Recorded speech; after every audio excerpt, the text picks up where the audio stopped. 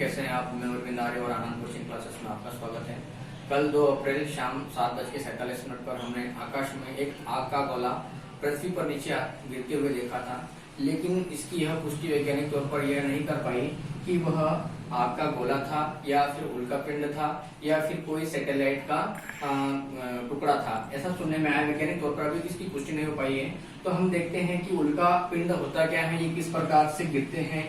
और जैसे हम सुना होगा कि टूटता हुआ तारा आकाश में दिखाई देते हैं, हम तो कुछ मानते तो मिलता है, तो वो सारी बातें, तो ये जो विज्ञान है वो इस बात की पुष्टि नहीं करता है। तो हम देखते हैं यहाँ पर कि ये जो उल्का पिंड है वो पृथ्वी पर गिरता कैसे है, क्या कारण है। तो हम यहाँ पर देखते हैं, हमारे पास में सौर मंडल है। सौर मंडल का सबसे बड़ा तारा क्या है, हमारे पास में सूर्य है। और सूर्य का सबसे नजदीकी ग्रह क्या है, बुध है। उसके बाद शुक्र है, पृथ्वी है, मंगल है और बृहस्पति है। तो हमारे पास में मंगल ग्रह और बृहस्पति ग्रह के बीच में, इनकी जो बीच की जो कक्षा है, इनके बीच में क्या पाए जाते हैं, क्षुद्र ग्रह पाए जाते हैं। जब ये गति करते होती है तो किसी कारणवश ये क्या हो जाते हैं, एक दूसरे से टकरा जाते हैं। तो इनका जो डायरेक्शन है वो बदल जाता है, और बदलता है तो जैसे मान लो ये आपस में टकरा गए तो इसका डायरेक्शन, ये टकराने के कारण से इसकी दिशा बदल जाएगी। तो यहाँ पर कौन सा ग्रह है, मंगल ग्रह है। तो मंगल ग्रह होने के कारण से ये क्या, मंगल ग्रह क्या करेगा, इस क्षुद्र ग्रह को अपनी ओर आकर्षित करेगा, और अपनी ओर आकर्षित करेगा तो ये सीधे इधर आएगा। अब ये मतलब ये जो मंगल ग्रह क्या है, ये भी गतिशील, क्योंकि ये भी गति कर रहा है। तो ये गति करेगा तो जो मंगल ग्रह यहाँ पर था वो यहाँ पर चला जाएगा। तो ये जो क्षुद्र ग्रह वो आ रहा था वो कहाँ आ जाएगा, पृथ्वी पर आ जाएगा। तो पृथ्वी पर आते यहाँ पर ये सीधे आएगा इस पर। तो पृथ्वी भी अपनी कक्षा में अपने अक्ष पर घूर्णन गति कर रही है, लेकिन यहाँ पर इन दोनों की ये जो ग्रह था, ये टकराने कारण से यहाँ पर ये पृथ्वी पर सीधे आ रहा है।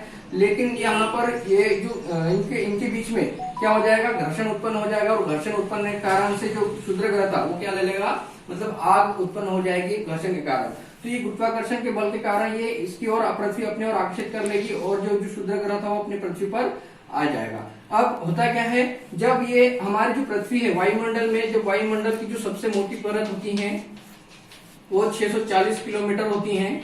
इतनी मोटी हवा की एक बड़ी लेयर होती है, और इस लेयर के कारण से हमारे जो पृथ्वी का जो वायुमंडल है वह, ये जो भी क्षुद्र ग्रह है जो पृथ्वी पर आते हैं तो पृथ्वी तक पहुंचते क्या हो जाते हैं, नष्ट हो जाते हैं। तो नष्ट होने, जब ये कुछ ग्रह जो जलते हुए आ रहा है वो क्या कहलाएगा, उल्का कहलाएगा। क्या कहलाएगा, उल्का कहलाएगा।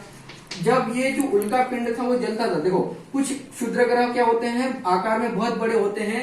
जब वो पृथ्वी पर आते हैं तो वो उसमें घर्षण के कारण से उसमें आग उत्पन्न हो जाती है, और जब वो पूरी तरह से जल नहीं पाता और वो कहाँ पर, पृथ्वी के किसी भी हिस्से पर गिरता है, और जो हमें जो मिलता है तो उसे हम क्या बोलते हैं, उल्का पिंड कहते हैं। जल रहा है तो क्या है, उल्का है, और जब वो पृथ्वी पर गिर जाएगा तो वो क्या बन जाएगा, उल्का पिंड बन जाएगा।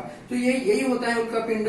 जैसे यहाँ पर अभी पुष्टि नहीं हो पाई है वैज्ञानिक तौर पर कि ये उल्का पिंड था या नहीं था, या ये सुनने में आया है कि ये किसी सैटेलाइट या किसी देश का भी, यूक्रेन और रूस के बीच में युद्ध भी चल रहा था, तो हो सकता है कोई मिसाइल किसी ने भेजी होगी। तो ये भी अभी इसकी वैज्ञानिक तौर पर इसकी पुष्टि नहीं कर पाई है। तो हम जितना हमको यहाँ पर इसका वैज्ञानिक तौर पर जो भी पता था हमने यहाँ पर अपने बताया है, और जैसे और आगे कुछ मिलेगा इसकी जानकारी तो हम आपको जरूर उपलब्ध कराएंगे।